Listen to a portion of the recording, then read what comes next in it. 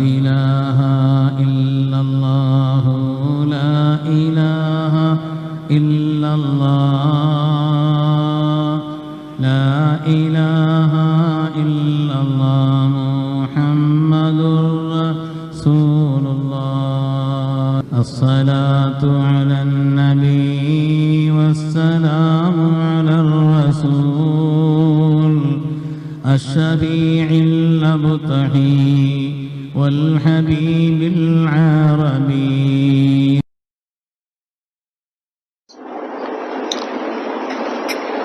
السلام عليكم ورحمة الله وبركاته.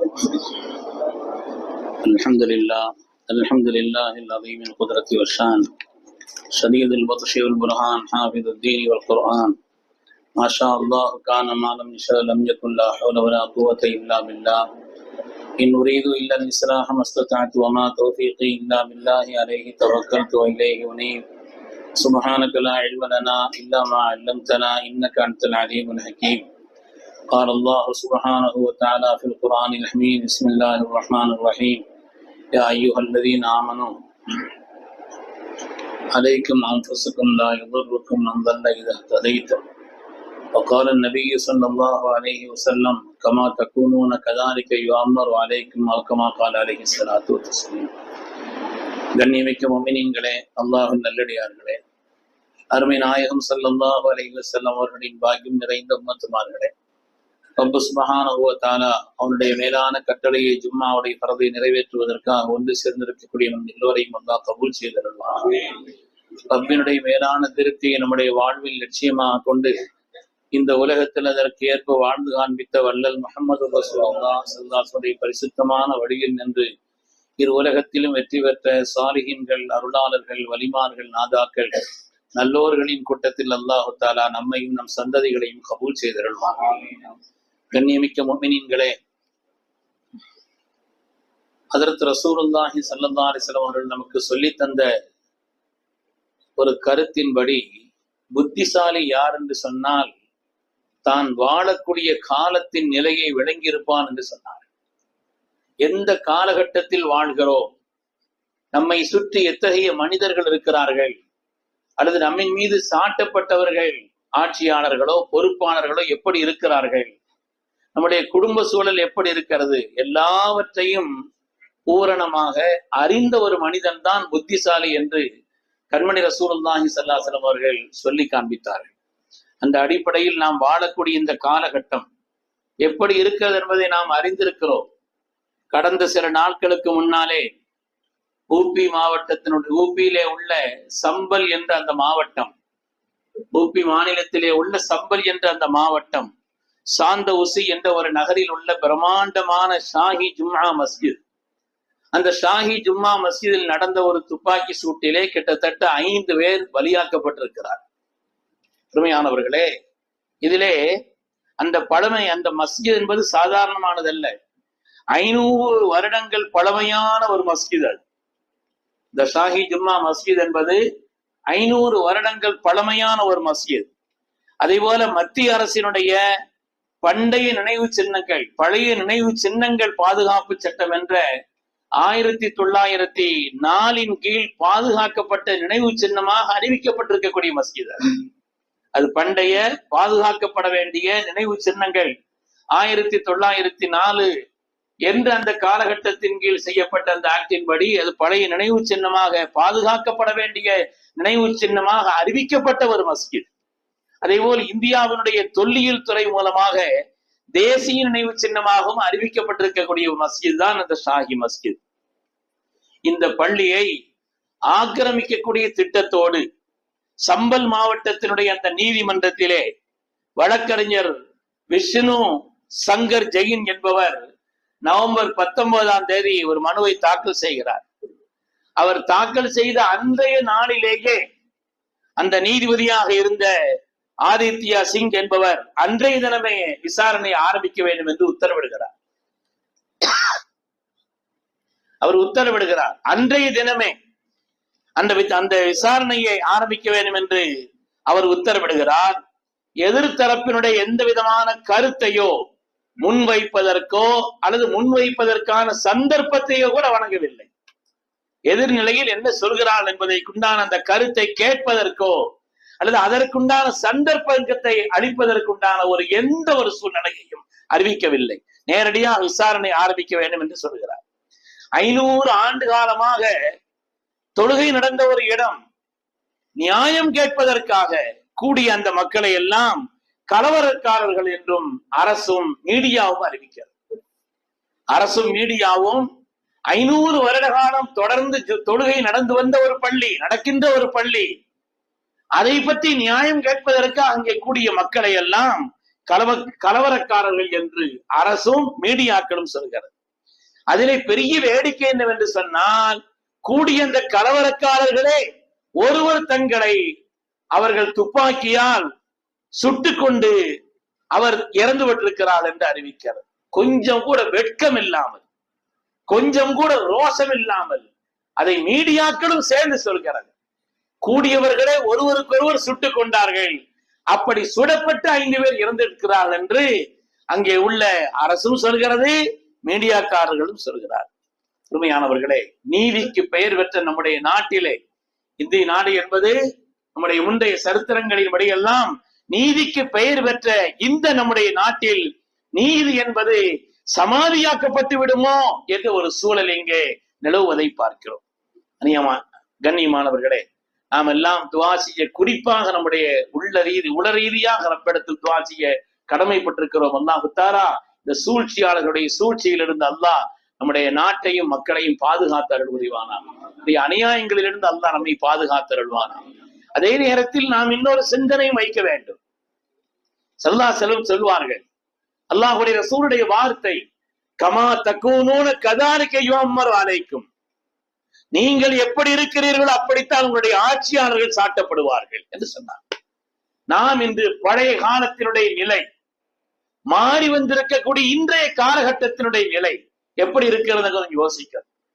நம்முடைய பழைய காலத்தை பொறுத்தவரை எல்லாம் வீட்டுல ஒரு சமையல் சமைச்சா கூட ஒரு பிடி அரிசி எடுத்து ஏழைகளுக்கோ மதரசாவிற்கோ எத்தீமானவர்களுக்கோ இல்லாதவர்களுக்கோ தன்னுடைய பிள்ளைகள் சாப்பிடுவதற்கு முன்னால் கூட அதிலே உள்ள அந்த அரிசி நல்லவர்களுக்கு பயன்பட வேண்டும் என்று ஒரு பிடி அரிசி போட்ட காலம் அந்த காலகட்டம்.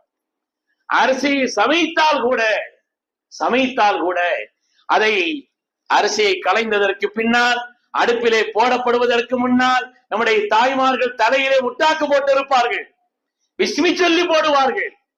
இன்றும் வயது முதிர்ந்த சில பெரியவர்களிடத்தில் அந்த பண்பாட்டை பார்க்கிறோம். ஆனால் இப்பொழுது நிலை எப்படி இருக்கிறது? இந்த பண்பாட்டினுடைய நிலை மாறி வரக்கூடிய ஒரு சூழ்நிலையை நாம் பார்க்கிறோமா இல்லையா?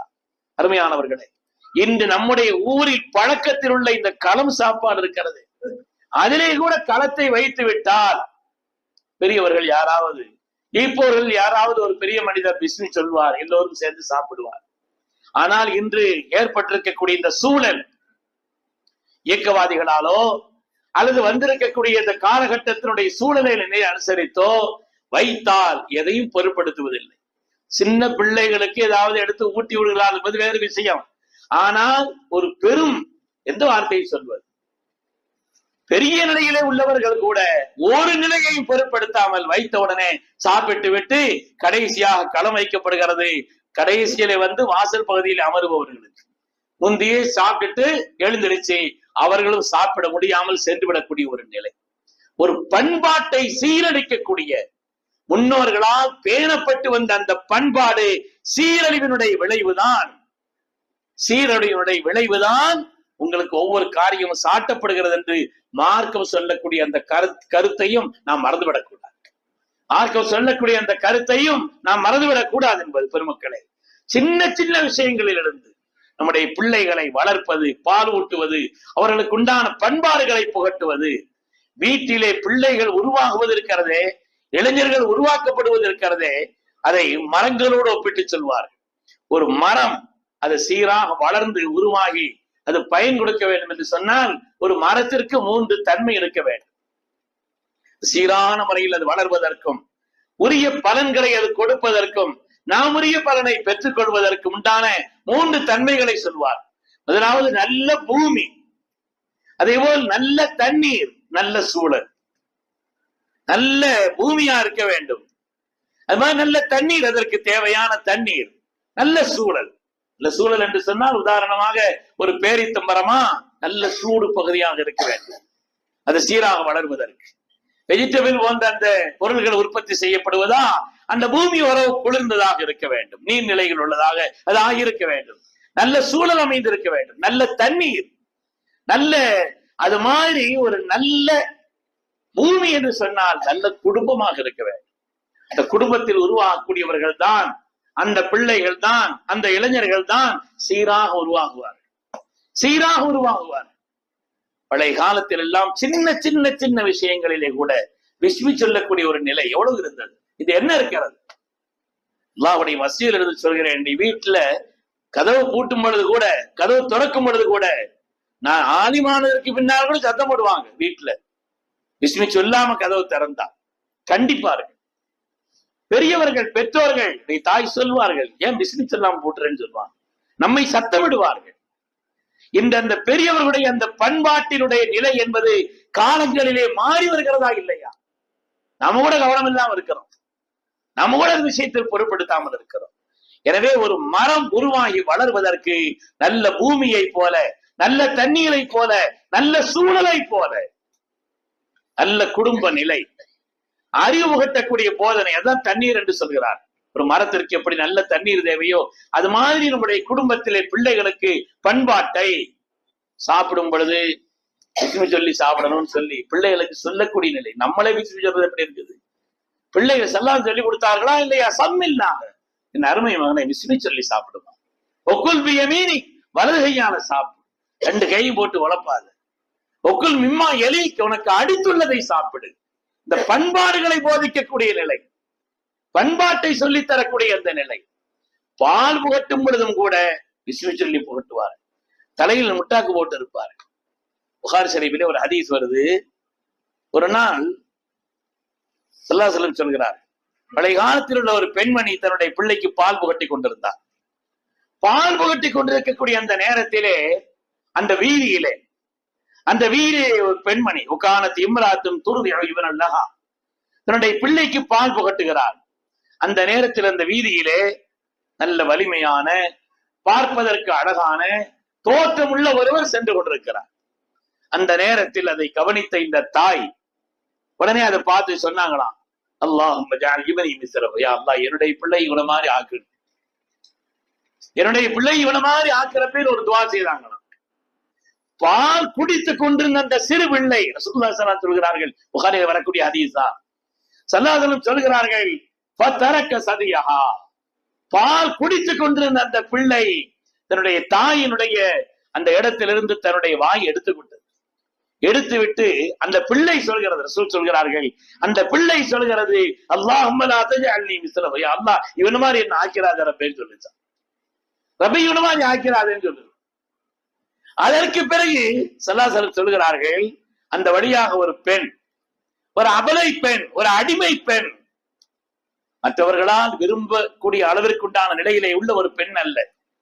அந்த பெண்ணை பார்த்து மற்றவர்கள் இப்படி சொல்கிறார்கள், இந்த பெண்ணை பொறுத்தவரையிலே சரக்கத்தை சனைத்தி, நீ ஜினா செய்து விட்டாய், நீ திருடி விட்டாய் என்று குற்றம் சுமத்தாட்டப்பட்ட நிலையிலே ஒரு பெண் சொல்கிறார். அப்பொழுது அந்த தாய் சொல்கிறார், அந்த தாய் அதை பார்த்து சொல்கிறார், அல்லாஹும்ம லா தஜஅல், யா அல்லாஹ் என்னுடைய பிள்ளையை இதுபோல் ஆக்கிறாதே, இவ்வளவு மாதிரி என்னுடைய பிள்ளையை ஆக்கிறாதேன்னு சொல்லி. அந்த நேரத்திலும் அதற்கு அபூ ஹுரைராவுடைய ரிவாயத் வருகிறது, ஸல்லல்லாஹு அலைஹி வஸல்லம் தங்களுடைய கையை இப்படி வாயில வச்சிருந்தாங்களாம், வாயில வச்சிருந்தார். அந்த பிள்ளை தாயிடத்திலே பிள்ளை பால் குடித்துக் கொண்டிருந்தது. அதை நமக்கு சொல்ல வந்த ஸல்லல்லாஹு அலைஹி வஸல்லம் அதற்கு அபூ ஹுரைரா சொல்கிறார்கள், கன்னி அன்துர் இல நபி ஸல்லல்லாஹு அலைஹி வஸல்லம் யமுஸ் இஸ்பாஹு, நான் ரசூலை பார்க்கிறேன், அல்லாஹ்வுடைய ரசூல் அவர்கள் தங்களுடைய அந்த ஆட்காட்டி விரலை வாயிலை சப்புவதை போல் அந்த பிள்ளை பால் தாயினுடைய அந்த மடுவிலே பால் வைத்திருத்து எப்படி சப்புவது அது மாதிரி கையை வச்சப்படான். பிள்ளை உடனடியாக அந்த வாயிலிருந்து தன்னை எடுத்துக்கொண்டது. வீட்டுக்கு கொண்டு அந்த பிள்ளை சொன்னது, ரப்பே என்னை இவ்வளவு மாதிரி நீ ஆக்குண்டுவா செய்துட்டான். இந்த பிள்ளை என்ன மாதிரி இவ்வளவு மாதிரி என்ன ஆக்கிரு, காரணம் என்று கேட்ட பொழுது அந்த பிள்ளையை சொன்னது, முதலாவது உள்ளவன் அவன் அநியாயக்காரன், அவன் வரம்பு மீறியவன், அவன் பெருமை கொண்டவன், வெளியில தோற்றத்தில் அழகா இருக்கிறானே தவிர பெருமையா கொண்டவன், அநியாயக்காரன். அதனால் நான் அவன மாதிரி ஆக்கிறாதுன்னு சொன்னேன். இரண்டாவது உள்ளவள் அவள் பத்திரித்தனமானவள், அநியாயமாக குற்றம் சுமத்தாப்படக்கூடியவள், அநியாயமாக குற்றம் சுமத்தாட்டப்படக்கூடியவள், ரப்பிடத்தில் உயர்ந்த அந்தஸ்து உள்ளவள் என்று அந்த பிள்ளை சொன்னதை ஹஜ்ரத் ரசூலுல்லாஹி ஸல்லல்லாஹு அலைஹி வஸல்லம் சொல்லி காட்டுவார். அருமையானவர்களை, இன்றைக்கு பால் புகட்டக்கூடிய அந்த நிலையில் இருந்து பால் புகட்டக்கூடிய அந்த பிஸ்மி சொல்லி பால் புகட்டுகிறார்களா? பிள்ளைக்காக துவா செய்கிறார்களா? 40 வயதானால் கண்டிப்பாக பிள்ளைக்கு துவா செய்தே தீரணும். குர்ஆன் சொல்லுகிறது, 40 வயதாகிவிட்டால் அதுக்கு மேலேயும் துவா செய்யாம இருக்க கூடாது. ரப்பி அவ்ஸிஅனி அன் அஷ்குர நிஅமத்தக அல்லதி அன்அம்த அலைய வ அலா வாலிதைய. ரப்பே, உனக்கு நன்றி செலுத்தி வாழக்கூடிய ஒரு சாக்கிரியங்களில் என்னை ஆக்கிவை. எனக்கும் என்னுடைய பெற்றோர்களுக்கும் நீ என்னென்ன உபகாரங்களை எல்லாம் செய்தாயோ அதற்கு நன்றி செலுத்தி வாழக்கூடியவனாக என்னை நீ ஆக்கு. வாஸ்லிஹ் லீ ஃபீ ذُرِّيَّتِي, என்னுடைய மக்களை எல்லாம் சாலிஹீன்களாக ஆக்கு. துஆ செய்யணும் மார்க்க சொல், மக்களை எல்லாம் சாலிஹீன்களாக ஆக்கு. அப்படி ஒரு நல்ல குடும்ப சூழலில் உருவாகி வரக்கூடியவர்கள் தான் வலிமார்களாக, சாலிஹீன்களாக, அருளாளர்களாக, உயர்ந்த பார்வையை கொண்டு பார்க்கக்கூடியவர்களாக இருந்தார். உயர்ந்த பார்வையை இமாம் மாரூக் கர்ஹி ரஹ்மத்துல்லாஹி அலைஹி அவங்கள்ட்ட வஃபாத்தானதுக்கு பின்னால ஒரு ஆள் கேட்டாங்களாம், உங்களுக்கு சொர்க்கம் கிடைச்சதுக்கு காரணம் என்ன? சொர்க்கத்துல இருக்கிறதா பார்த்தாங்க, சொர்க்கம் கிடைச்சதுக்கு காரணம் என்ன? பெருமக்களே, அல்லாஹு தஆலாவுக்கு ஏதோ ஒரு சின்ன அமலை ரப்பு பொருந்தி கொண்டால் போல், எதை கொண்டு நம்முடைய ரப்பு நம்மளை பொருந்துவான்னு தெரியாது. நம்முடைய ரப்பு எதை கொண்டு பொருந்துவான் என்று தெரியாது. இமாம் மாரூக் கர்ஹி இடத்தில் கேட்கிறார்கள், அல்லாஹ் உங்களுக்கு சொர்க்கத்தை தந்ததா சொல்கிறீர்களே, சொர்க்கம் கிடைத்ததற்கான காரணம் என்ன? இமாம் மாரூக் கர்ஹி ரஹ்மத்துல்லாஹி அலைஹி சொன்னாங்களாம், ஒரு நாள் நான் நஃபிலான நோன்பு வைத்திருந்தேன். அந்த நேரத்திலே தெருவிலே தண்ணீர் விற்று செல்லக்கூடியவர், தண்ணீரை விற்பனை செய்யக்கூடியவர், அவர் சொன்னார், இந்த தண்ணியை வாங்கி கொள்ளுங்கள், அல்லாஹ் தஆலா உங்களுக்கு சொர்க்கத்தையும் மக்ஃபிரத்தையும் தருவான்னு சொன்னார். என்னுடைய தண்ணீரை வாங்கி கொள்ளுங்கள், அல்லாஹ் உங்களுக்கு சொர்க்கத்தையும் மக்ஃபிரத்தையும். எவ்வளவு பெரிய வார்த்தை சொன்னார். இந்த நோம்பு கூட இன்னொரு நாளைக்கு நான் வச்சுக்கிறேன்னு சொல்லி அவர்கிட்ட தண்ணி வாங்கி குடிச்சிட்டேன், அல்லாஹ் இந்த செயலுக்காக சொர்க்கத்தை தந்தான்னு சொன்னாங்க. அவருடைய அந்த வார்த்தையினுடைய கணம் சொர்க்கமும் மக்ஃபிரத்தும் என்று சொல்கிறாரே, என்ன வார்த்தை! அதனால அந்த தண்ணியை நான் வாங்கி விலைக்கு வாங்கி பிஸ்மி சொல்லி குடிச்சிட்டேன், நஃபிலான நோம்பு இன்னொரு நாள் நான் கதா செய்து கொள்கிறேன் என்று நான் செய்த இந்த செயலால் என் ரப்பு எனக்கு சொர்க்கத்தை தந்தான் சொன்னார். உடைய பார்வை எப்படி இருந்தது! அப்படி சீராக வளர்க்கப்பட்டவர்கள், சீராக உருவாக்கப்பட்டவர்கள், நல்ல சூழலிலே உள்ளவர்கள், நல்ல அறிவு புகட்டப்பட்டவர்கள். இமாம் ஜுனைதுல் பக்தாதி ரஹ்மத்துல்லாஹி அலைஹி ஒரு பறவை வளர்த்துக்கிட்டு இருந்தாங்களாம். ஒரு பறவை வளர்த்து கொண்டிருந்தார்கள், அதை கூண்டுல அடைச்சு வளர்த்துக்கிட்டு இருந்தாங்க. ஒரு நாள் அந்த பறவை பேசுவது போல் அவர்களுக்கு ஒரு உணர்வு. இந்த பறவை பேசுவது போல் இந்த பறவை சொன்னது மாதிரி, நான் இறைவனை அல்லாஹ்வை திக்ர் செய்து கொண்டே இருந்தேன். ஒரு நாள் அந்த திக்ரை விட்டு என்னுடைய கவனம் வேறு பக்கம் திரும்பியது, நான் பிடிபட்ட மாட்டுட்டேன்னு சொல்லிச்சான். அவன் ஜுனைதுல் பக்தாதி இதை பறவை விட்டுட்டாங்களாம். இந்த பறவை விட்டுட்டாங்களாம். எப்பொழுதுமே இறை சிந்தனையிலேயே ஆழ்ந்திருக்கக்கூடிய எப்படிப்பட்ட மனிதர்களாக முன்னோர்களுடைய வரலாற்றை கேள்விப்படுகிறோம் என்று சொன்னால், அறிகிறோம் என்று சொன்னால், அதற்குண்டான நல்ல சூழல் இருந்தது. நம்முடைய முற்காலத்தில் உள்ள சூழல் என்று இருக்கிறதா? நம்முடைய முற்காலத்திலே வாழ்ந்தவர்களுடைய அந்த உயர்ந்த பண்பாட்டோடு பெரிய மனிதர்களை பார்த்தால் பயப்படக்கூடிய, கண்ணியத்தோடு அவர்களை பார்த்து ஒதுங்கக்கூடிய நிலை இருந்ததே, இது எப்படி இருக்கிறது? எப்படி இருக்கிறது? பள்ளியில் தொழுகை நடக்கிறது, இங்கே பார்த்தால் பெரிய கூட்டம் உட்கார்ந்து வீண் அரட்டை அடித்துக் கொண்டிருக்கிறது. வீணான அரட்டைகள், யாரும் கண்டிப்பதற்கு முன் வருவதற்கு இயலவில்லை, யார் என்றும் தெரியவில்லை, சரியாக அறியப்படவும் இல்லை. தொழுகை நடக்குது, சத்தம். இதெல்லாம் ஒரு பக்கம் ரமதானுடைய காலத்தில் எல்லாம் கூட பார்த்தோம். அருமையானவர்களே, சுற்றி உள்ள இந்த சூழல் மாறி இருப்பது என்பது நமக்கு வரக்கூடிய சோதனைகளுக்கு காரணம் என்று மார்க்கம் நமக்கு சொல்லவில்லையா? வரக்கூடிய அந்த சோதனைகளுக்கெல்லாம் காரணமாக இப்படிப்பட்ட ஒரு சூழல். நல்ல பிள்ளைகளாக இருக்கிறார்கள், சில பேர் நல்ல பிள்ளைகளாக இருக்கிறார்கள். அவர்களுக்கு ஏற்படக்கூடிய தொடர்பின் காரணத்தினால், ஏற்படக்கூடிய நட்பின் காரணத்தினால், குடும்பத்திலே நல்ல நிலையிலே நல்ல ஒரு நிலையில் வரக்கூடிய ஒரு பிள்ளைகளும் கூட ஏற்படக்கூடிய கெட்ட தொடர்பு, சகவாசம், வீணான தொடர்பினால், தேவையில்லாதவர்களிடத்தில் ஏற்படக்கூடிய அந்த நட்பினால் பாதிக்கப்படக்கூடிய எத்தனை பிள்ளைகளை நாம் பார்க்கிறோம் அருமையானவர்களே. அதனாலே மக்காவிலே கொடுமையான அந்த எதிரிகளாக இருந்தவர்களையும் கூட தங்களுடைய உயர்ந்த பண்பாட்டினால், நல்ல குணங்களினால் எப்படி அவர்களை எல்லாம் உயர்நிலையில் மாற்றினார்களோ, அது மாதிரி இன்னைக்குள்ள ஒரு சூழல்ல இந்த சமூகத்தை சீரழிப்பதற்கும், இதனுடைய பண்பாட்டை கெடுப்பதற்கும், கலாச்சாரத்தை அழிப்பதற்கும் எதிரிகள் முயற்சிக்கக்கூடிய இந்த காலகட்டத்தில் அதை நம்முடைய உயர்ந்த குணங்களால், நல்ல பண்புகளால், உயர்ந்த தன்மைகளால், இரையச்சம் உள்ள வாழ்க்கையினால் தான் அதை மாற்ற முடியுமே, அல்லாது வேறு ஒன்றை கொண்டு வந்து. அதனால நல்ல சூழல்களை நம்முடைய நிலையில உண்டாக்கணும், நல்ல பண்பாடுகளை உருவாக்க வேண்டும், நல்ல தொடர்புகளை நம்முடைய இளைஞர்கள் வைத்துக் கொள்ள வேண்டும். அப்படிப்பட்ட ஒரு நிலைகளால் தான் நல்ல நிலை உருவாகும் என்பதிலே எந்த விதமான சந்தேகம் இல்லை. அல்லாஹு தஆலா நம்மையும் நம்முடைய மக்களையும் சாலிஹீன்களாக ஆக்கி அருள்வானாக. கடந்த காலங்களை விட நம்முடைய வரக்கூடிய காலங்களை அல்லாஹ் பாக்கியமாக ஆக்கி அருள் புரிவானாக. சாலிஹீன்களும் வலிமார்களும் உள்ள அந்த காலகட்டம் என்பது முடிந்து போய்விடவில்லை. நபித்துவம் தான் முடிந்து போய்விட்டது, விலாயத் என்பது முடியவில்லை.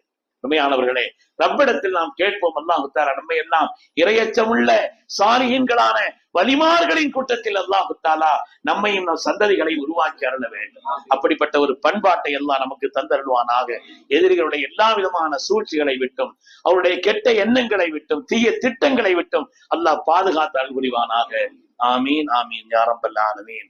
வ ஆகிரு தஅவானா அனில் ஹம்துலில்லாஹி ரப்பில் ஆலமீன். அஸ்ஸலாமு அலைக்கும்.